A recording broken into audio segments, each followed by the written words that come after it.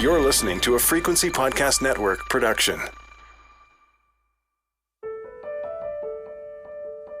When we interview reporters from the Narwhal, a team of investigative journalists that primarily cover climate issues, it's often bad news, which is unfortunate.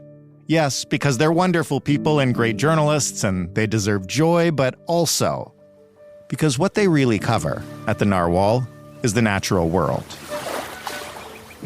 And the natural world is amazing and wonderful, mysterious and beautiful, as deserving of good news as much as anything else on the planet. And if you don't believe me, give us the next 20 minutes or so to show you that nature is beautiful, with a story of birth and death, love and scandal, danger and redemption. This story is proof that, as they say, true love conquers all.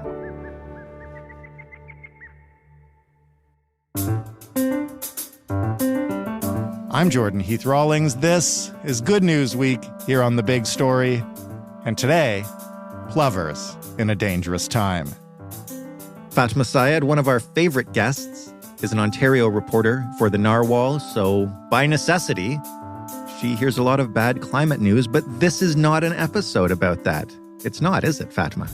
It's about a love story on a beach. An Ontario beach, even. I know, shocking, right? Tell us about, to begin, for those who aren't bird watchers, I guess, piping plovers. What are they? Okay, so to be clear, I am also not a bird watcher, but my best friend and colleague, Emma McIntosh, is a bird watcher, so I feel a lot of pressure to do this properly, okay? Plovers are incredible. I'm not a bird person, but I saw a plover in real life for the first time. I actually, this summer, got in my car, I drove to Wasaga Beach, which, for those of you who don't know, is the longest freshwater beach in Ontario. And that's the home of plovers in this province. They're always there every summer. And this year, because I was tracking the story that we're about to talk about, there are all these people that track them. And one of them texted me saying, there is a nest of plover eggs on Wasaga Beach. Do you want me to tell you when they hatch? And I was like, yes, obviously. And so they told me when they hatched, and 2 days later, I was in my car, drove to Wasaga Beach to go and see them for the first time. They are so small, if you don't know what you're looking for, you're going to miss them. They're the color of sand. They camouflage so well, but they have orange beaks and orange legs, and they just literally bounce around the beach like popcorn. The babies are fluffy, so they actually look like popcorn. That's the best metaphor for them. And their parents are just very elegant birds that are so fast, blink and you miss them. And they're just chirping all across the beach. Tiny, tiny birds literally scurrying in between human legs. People are sunbathing, they're building sandcastles, and you see these plovers just popping up next to them and then in a second popping away. They're really fun birds. They sound lovely. This is the one bad question I guess I will ask. How are they doing? Are they endangered? They are endangered. They're deeply, deeply endangered. We wouldn't be having this conversation if they weren't. Listen, I'm a climate reporter on a podcast talking about birds. I'm not talking about birds that are everywhere, right? These are birds that actually disappeared for many years in Ontario. So by the 1960s, they vanished from the Great Lakes region. And in 1977, they were declared endangered across Canada, not just in Ontario. That was, 1977 was the last time we actually saw a plover pair in this province. We thought they were extinct. By 1986, everyone thought we had killed them, they had just died. And this is where we get into the good news. We started preserving our beaches. We started thinking about how to share a beach with animals. And miraculously, in 2007, the plovers came back to Ontario. They actually came to Sauble Beach, which is on the opposite end of Wasaga Beach. And there was a pair there. Everyone was really excited. That was the year Harry Potter came out, the last one. That was the year Rihanna wrote Umbrella. And that was the year the iPhone first came out, the first ever iPhone. And that was the year the Plovers returned to Ontario. And it's all been downhill from there. Actually, no, it's been uphill. Oh, good. Because they've been coming back regularly since 2007. There was only 1 year where we didn't really have any babies, but ever since 2007, we've had plovers on our beaches again. There's not that many, but they're there. And this is where we get to the fun, exciting, happy part of it, I guess. Or at least we start the love story. So tell us about Flash and Peppa and what happened to them. Okay, so I have to set the scene, right? Like, this is going to be a story about a summer romance on the beach. But it starts with a suspected murder and includes a cheating scandal, okay? So the story starts with Flash. Flash is this really wonderful 4-year-old plover who's come to Ontario every year since he has existed in this world. He's small, he's quirky, he's fluffy, he's adorable. And his partner is a plover named Peppa, who's 10 years old. Now, plovers always exist in pairs. And for some reason, a lot of male plovers are with cougar plovers. Like, I don't understand the dynamic here, okay? And I think psychologists need to study this bird population. In praise of older plovers? Exactly. So Peppa and Flash have been together for a couple of years, and they always come to the same beach in Ontario, and they're just chilling this summer. They were longtime partners that split their time between Florida and Ontario. But this summer, Flash disappeared. Now, every plover is actually tracked. So we have wonderful plover caretakers. We call them plover lovers in Ontario, who actually put a little band around their tiny legs so we can track them and make sure they're doing okay. So when they fly back to Florida or Mexico, when they go south, we know where they are. And when they come back, we know where they are. And we also know how to identify them. So we found out that Flash died. Oh, no. He was killed, we suspect, from a very giant bird. It happens sometimes because, we can't really protect tiny, tiny animals all the time. And when Flash died, Peppa was really sad because plovers don't like to exist by themselves. They need to be in pairs. So Peppa was really sad, didn't know what to do. So she decided she was going to go check out another beach and try and find, a friend for the summer, someone to spend time with in the sun, on the sand. A rebound. A rebound, or maybe a new love. Peppa's 10 years old. She's a woman who knows what she wants. But what happened when Peppa left to their nest? I'm so glad you asked. Flash and Peppa had a nest of 4 eggs. And when Peppa was heartbroken, she kind of just abandoned those eggs. She just left because she was so heartbroken and so alone. Her priorities were finding someone, and she just left her babies. That's cold.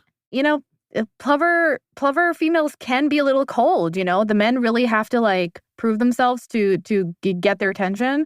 So it's not uncharacteristic of them. The great thing is that nest was actually found by humans, by people who are sort of watching closely. And they were able to quickly get those eggs and save them. Well, let's talk about that first before we get to the summer romance, because it kind of happens in 2 parts, right? So what do you do when you find plover eggs that have been abandoned? How do you save them? Right? What do you do? The logical, if I had found plover eggs, I'd be like, I guess I'm going to take them home and wait until they hatch. Except plovers are so tiny and so delicate and they're endangered. You have to take a series of precautionary steps. The one thing to know about this entire story is that there's only one facility in the entire world that knows how to take care of plovers. And that facility is in Michigan, at the University of Michigan. It's managed by the Detroit Zoo. So, from the Georgian Bay area where the Wasaga Beach and Sauble Beach and Tiny Beach, which is where Peppa and Flash were, from there it's like a 6-hour drive, right? Maybe a little more with traffic and border control to get to Michigan. So, that facility was set up in 1992. It's as old as I am. And this year, we've taken a lot of eggs from Ontario there, including Peppa's nest. Humans collected them and they carefully transported them with the help of Environment Canada and the Ontario Ministry of Environment and just like careful scientists from Toronto Zoo. They put them in a little box surrounded by cotton balls, made sure they're safe, strapped to the passenger seat, filed all the permits that they're carrying special cargo, went through the special line where you're carrying special cargo, and took it to the facility. And when they took the eggs there, one of them actually hatched, and it's Flash and Peppa's child. It's a tiny fuzzy cotton ball named Woody after the beach where his nest was found. And he's doing great. He's out in the wild now, somewhere chilling in America.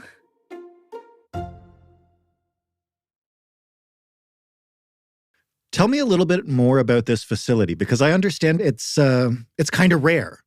It's very rare. And what's more rare is the fact that Ontario and Michigan are working together, because cross-border conservation programs are very rare. Because even though you'd think that they'd be more common because animals don't recognize borders, birds like the plovers fly between Mexico, Canada, and America through the summer. They don't see geographical boundaries. So why should we when we think about conservation efforts? Right. But they're rare because there's a lot of bureaucracy involved, right? Like endangered species laws in America are very different from endangered species law in Canada, let alone in Ontario. So you have to somehow deal with multiple levels of government, multiple kinds of laws, and multiple different approaches of how to protect these animals. What's interesting here is that during the pandemic, all the bodies actually were able to come together, which is really cool. They've been collaborating loosely for 15 years, but during the pandemic, they started having weekly summer Zoom calls, just like monitoring things on everyone's side. Like, what are you guys doing? Because, with the pandemic, you had to take extra precaution, make sure there was no human-to-human interaction, and also make sure that you don't want to spread COVID to the animals somehow because it was all so unknown. So because they started talking when Peppa and Flash's nest was found, all the relationships existed.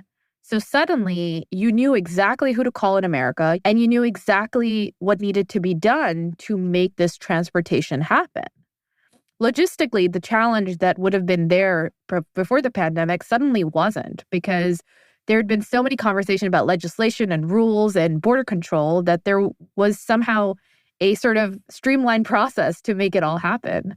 And it was the perfect opportunity to test it out. Right. Kind of like the stars aligning and the summer love becoming like the perfect summer success story for environmental conservation. I really appreciate the lengths you're going to sell this as a good news story right now. But it is. It is. It's actually, I can tell you, when I heard about this story, the fact that America and Canada would work together and save a really, really tiny bird is actually incredible. Like, it's mind-boggling and unbelievable, but it happened, and it's so, so cool. Amazing. So now we get to the fling. I don't know if we can call it a fling, but it's summer love. We get to the cheating scandal, Jordan. Okay, first the cheating scandal. Fatima, tell me what happened next to our heroine. So Peppa is flying off in search of a new partner, in search of a new fling. She needs someone to spend the summer with. So we're going to imagine her flying off, right? Searching for it. I want to introduce everyone to Nancy. Nancy is a 12-year-old plover who'd spent, the spring falling in love with a plover named Gatausi. Gatausi is 2 years old. Nancy is 12 years old. Significant age difference. But, Nancy knows what she wants, and Gatausi is trying to prove himself to the females. May December is a really popular movie right now. Gatauski's name also means six in Anishinaabin because he was the sixth bird to migrate back from New York last year to Ontario. So I thought that was very poetic. There's lots of layers of loveliness to this story. So, Nancy and Gatausi are on their honeymoon at Wasaga. They've created their own nest of 4 eggs. And they're just chilling. And suddenly, who arrives but Peppa? And this is where the love story becomes an epic Greek drama. Because Peppa is actually Gatausi's mother. Oh, boy. But human rules don't apply in the animal kingdom, right, Jordan? We know this. Animals are a bit stranger, okay? Right. And when you have an endangered population, you have limited options on who you can hang out with, okay? You got to get it where you can. Exactly. So in Getausi, Peppa found her summer companion. The two were spotted mating or copulating, as the official term is, in secret, and they created their own nest of eggs.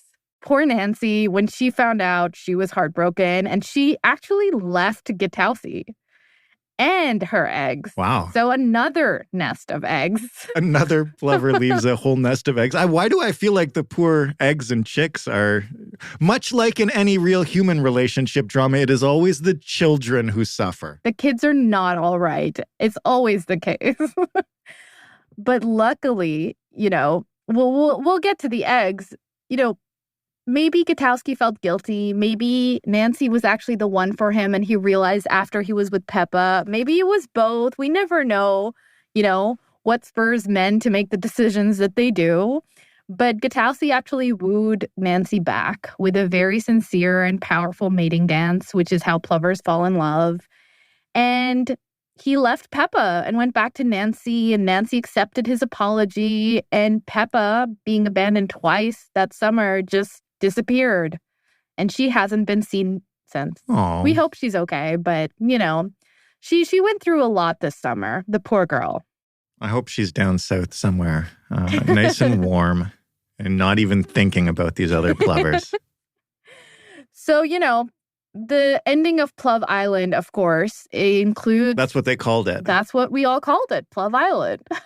And there were people, just to be clear, there were people, as you mentioned, these birds are tracked. Lots of people care about them. There are people following this saga as it unfolds, right? Like it's a weekly drama. There were Instagram posts. There was podcast episodes. This is people are invested in this love triangle. Everyone wants to know what happens yet next. It was the summer of Barbieheimer. So obviously everyone called Peppa the Barbie because, she is the main character of the story. Right. And we all wanted to know how that Barbie story ended. And she disappeared. So we don't even know. I'm amazed that you didn't call it the summer of Plov. I was going to do it at the end. I was going to say it was the summer of Plov, a delicate daydream, and for a couple of months. What a story. Peppa did what she had to do. But now there are 2 nests, right? 2 more nests in addition to the first nest that we've already discussed that got taken to that facility. Look, I love rom-coms and I love love stories, and I always want that happy ending, right? That's what we watch rom-coms for. We want that epic, magical ending. And Nancy and Getausi getting together is kind of that. But this love story's ending, the magic is in the fact that no egg was lost. Because these eggs are so delicate, right? You have to imagine how small they are. They're in the sand. Give me something to compare them to so people who are listening can get a picture in their mind. Are we talking Cadbury mini eggs or what? Exactly like Cadbury mini eggs. Imagine 4 of them in the palm of your hand. That's how big the nest is. And now imagine vultures and eagles and other giant birds circling around the beaches. Imagine humans just walking without looking at the sand. Right. Imagine the wind blowing and toppling like bushes and leaves and twigs. Imagine the water washing up from the beach and submerging that coastline, right? These eggs are sort of at the risk and mercy of nature around them. And for them to survive, they need their parents. The father, the plover dad, plays a very important role in taking care of them and making sure that they're protected and from animals and humans alike. The plover mom, as we've learned, doesn't really care. She sort of does her business, lays the eggs, and then, okay, it's up to you now. And at some point, she actually migrates first, and it's the father's job to bring the babies with him afterwards. So they need their dad. And in both cases, the dads were preoccupied with other things. Or dead. Or in the case of Flash, unfortunately dead. Luckily, humans to the rescue, which how often can I say that? Yes. Humans came, saw both eggs, spotted them very quickly, scooped them up, put them in, the proper containers, made sure they were okay, transported them to Michigan, to the facility. And no viable egg. Obviously, there are eggs that won't get hatched because some eggs don't have babies in them, but no viable egg, no egg that could have birthed a plover baby was lost. So you have this incredible drama, which surely entertained many and is probably entertaining more right now. At least I hope so. And at the end of it, we've lost one plover in Flash, but how many have we gained?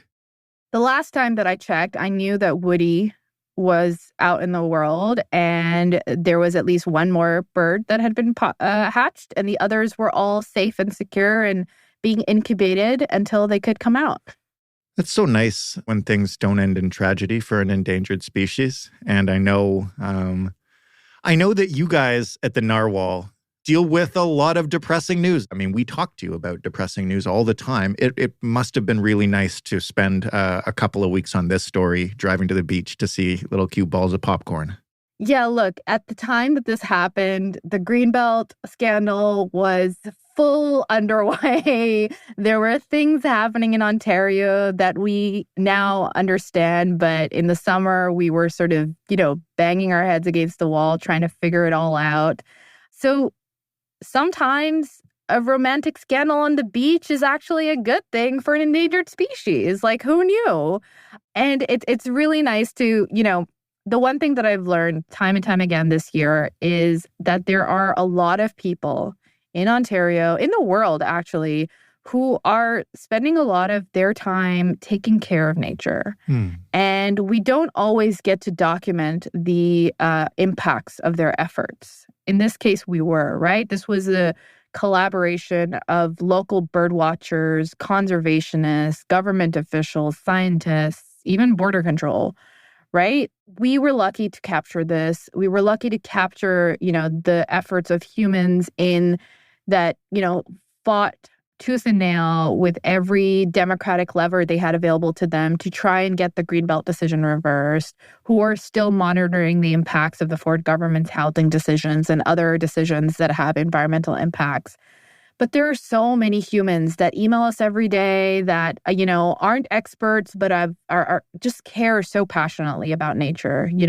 Some of the recent stories from my BC colleagues includes heading into an ancient forest with a researcher who has just dedicated his life to studying trees and helping people protect them and then actually doing it, There's another story of, protecting an endangered bird in BC and how, when you protect that bird, you actually end up saving a tree that they live in that was also endangered and sort of the weird interrelationships that nature has. Those stories exist. And as climate reporters, obviously, we need to do more to find them and to highlight sort of, how not just our intentions, but our actions can result in positive change that we don't see. And I think this story was so special because it was just so perfect. It had everything. Plovers in dangerous times, right? But you stole my episode title. Hey, I had it first. All right. Fair enough. Fatima, it is always a delight to speak to you. And of course, thank you for sharing this story with us, but also you and your colleague, Emma, all your colleagues at the Narwhal. Thank you for bringing us these important climate stories. And especially thank you for not making all of them sad. We really try. We really tried to find the magic. And thank goodness for plovers because they really came through. Amazing. Have a lovely end of your year. And I'm sure that we here at The Big Story will talk to you in the new year. See you in 2024. Fatima Syed of the Narwhal, who I'm sure we will speak to again soon, though probably not for anything this whimsical. That was The Big Story. For more, head to thebigstorypodcast.ca for a little bit of good news and a whole lot of bad news. More than 1,500 episodes, I believe, are there by now.